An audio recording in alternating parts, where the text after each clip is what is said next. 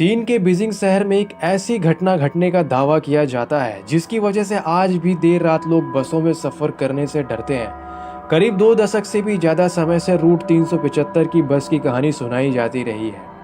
यह आज भी पुलिस के लिए एक पहेली है। इस घटना को घटे करीब 27 साल हो चुके हैं। इस रहस्य को आज तक चीन की पुलिस भी नहीं सुलझा पाई है। ये कहानी सुनने में तो किसी भूत प्रेत की लगती है, मगर इसमें टाइमलाइन है, इसमें पुलिस इन्वेस्टिगेशन और काफ़ी सारी चीज़ें आपको महज काल्पनिक लगेंगी।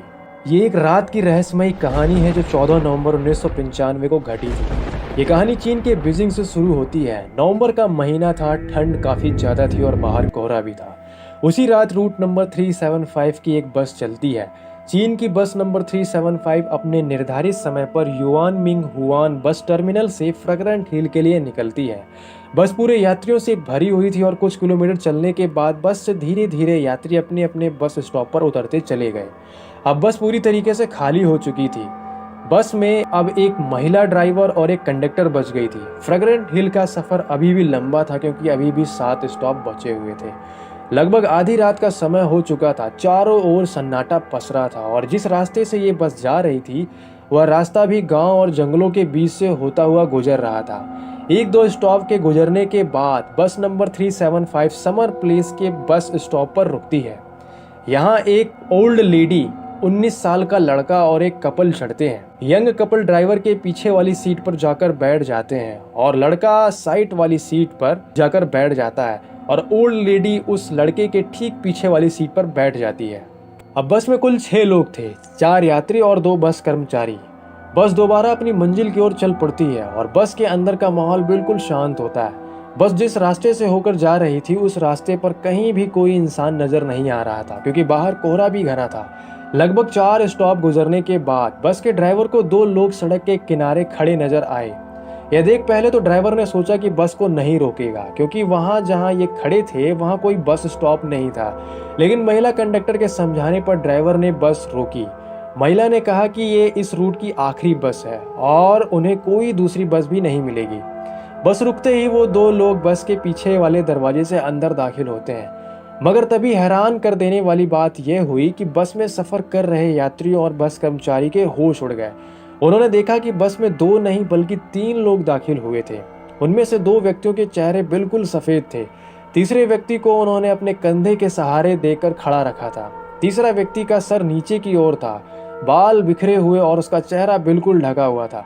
तीनों लोगों ने चीन के प्राचीन काल के कपड़े पहने हुए थे।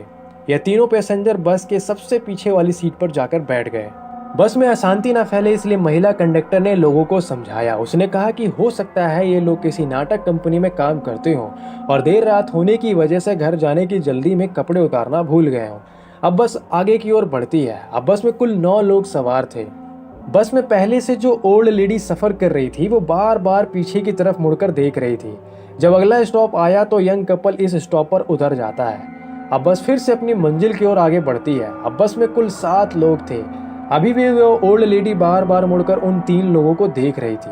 वे लोग उनको कुछ अजीब लग रहे थे, मगर बस में मौजूद बाकी सारे लोग अपने आप में व्यस्त थे। महिला कंडक्टर ड्राइवर से बात करने में व्यस्त थी। ओल्ड लेडी के आगे बैठा हुआ लड़का बस की खिड़की से बाहर का नज़ारा देखने में व्यस्त था। करीब 2-3 किलोमीटर ऐसे ही आगे जाने के बाद ओल्ड लेडी जोर से चिल्लाती है और अपने आगे बैठे हुए लड़के को एक तमाचा लगाकर कहती है कि कहाँ है मेरा पर्स। यह सुनकर महिला कंडक्टर ओल्ड लेडी की ओर आती है और कहती है कि आपका पर्स इसने नहीं चुराया, यह तो आपके आगे बैठा हुआ है। लड़के ने भी यही बात ओल्ड लेडी को समझाई, मगर ओल्ड लेडी अपनी बातों पर अड़ी थी और उस लड़के को पुलिस के हवाले करने की बात करने लगी। ड्राइवर और महिला कंडक्टर ने ओल्ड लेडी को बहुत समझाया, मगर वो नहीं समझी और ड्राइवर को अगले स्टॉप पर बस रोकने के लिए कहा। बस रुकते ही ओल्ड लेडी ने लड़के का कॉलर पकड़कर घसीटा और नीचे उतारा। बस वापस से अपनी मंजिल की ओर निकल गई। अपने साथ हुई इस घटना से लड़का बहुत परेशान हो चुका था। लड़के ने उस बूढ़ी महिला से बोला, मैंने आपका पर्स नहीं चुराया है और आपके इस गलत इल्ज़ाम की वजह से मेरी ये आखिरी बस भी छूट गई। अब मैं घर कैसे जाऊंगा और आप मुझे कौन से पुलिस स्टेशन लेकर जा रही हैं, क्योंकि यहाँ अगल बगल में कोई पुलिस स्टेशन नहीं है। तभी वो बूढ़ी महिला एक लंबी गहरी सांस भरने के बाद लड़के से कहती है, मैंने तुम्हें पुलिस स्टेशन ले जाने के लिए बस से नहीं उतारा और ना ही तुमने मेरा पर्स चुराया है। ये इल्ज़ाम मैंने तुम्हारी जान बचाने के लिए लगाया था। यह सुन लड़का चौंक कर बोला, आपने मेरी जान कैसे बचाई? वो बूढ़ी महिला कहती है, याद है तुम्हें वो 3 व्यक्ति जो बस में आखिर में चढ़े थे? मैंने पूरे रास्ते उन पर नजर रखी। मुझे शुरू से ही वो लोग अजीब लग रहे थे। रास्ते के दौरान जब मैं उनकी ओर देख रही थी तो उनके कपड़े तेज हवाओं के कारण थोड़ी देर के लिए हवा में उड़े। ये देख मैं डर गई क्योंकि उनके पैर ही नहीं थे और मुझे अपनी आंखों पर विश्वास नहीं हुआ। ऐसा लगा जैसे मैंने कोई सपना देखा है। तभी तीसरे व्यक्ति का चेहरा मुझे दिखा। यह देख मैं समझ चुकी थी कि वो कोई इंसान नहीं है। मुझे जितना जल्दी हो सके उस बस से उतरना था और तुम्हारी भी जान बचानी थी। इसीलिए मैंने अपने पर्स का झूठा इल्ज़ाम तुम्हारे ऊपर लगाया। यह सुनकर जब लड़के ने उससे पूछा कि ये बात ड्राइवर और कंडक्टर को क्यों नहीं बताई, तो वो बूढ़ी महिला ने बताया कि उन्होंने इस बात को गंभीर रूप से नहीं लिया और उन्होंने उससे कहा कि आपकी आंखों को धोखा हुआ है। इसके बाद वो बूढ़ी महिला और लड़का तुरंत पुलिस स्टेशन जाते हैं और पुलिस कर्मचारियों को अपने साथ घटी इस घटना के बारे में बताते हैं। लेकिन पुलिस कर्मचारी उनकी बातों पर यकीन नहीं करते और उन्हें घर जाने की राय देते हैं। साथ में पुलिस ये आश्वासन देती है कि अगर इस तरीके की घटना हुई तो उसके ऊपर पुलिस कार्रवाई जरूर करेगी। वो बूढ़ी महिला और लड़का अपने घर चले जाते हैं और अगले दिन सुबह 15 नवंबर को पुलिस को सूचना मिलती है कि yuan Ming Hwan bus terminal से फ्रेग्रेंट हिल तक जाने वाली रूट की बस नंबर 375 गायब है। वो अपने निर्धारित बस टर्मिनल अभी तक नहीं पहुंची। पुलिस को यह सूचना मिलने के बाद यह समझ आ गया था कि वो बूढ़ी महिला और लड़का जो कह रहे थे वो सच था। तुरंत पुलिस वो बूढ़ी महिला और लड़के को पुलिस स्टेशन बुलाती है और उनकी बताई बात को रिकॉर्ड करती है। देखते ही देखते पूरे चीन के बीजिंग में ये खबर आग की तरह फैल गई कि रूट नंबर 375 की बस गायब है। पुलिस की काफी मशक्कत और छानबीन करने के बाद भी बस नंबर 375 की कोई जानकारी नहीं मिल रही थी।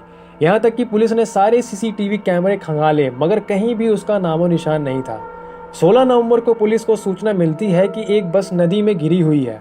पुलिस मौके पर जाती है और उस बस को नदी से बाहर निकालती है। पुलिस ये देखकर चौंक जाती है क्योंकि जो बस नदी में गिरी हुई थी वह बस नंबर 375 ही थी।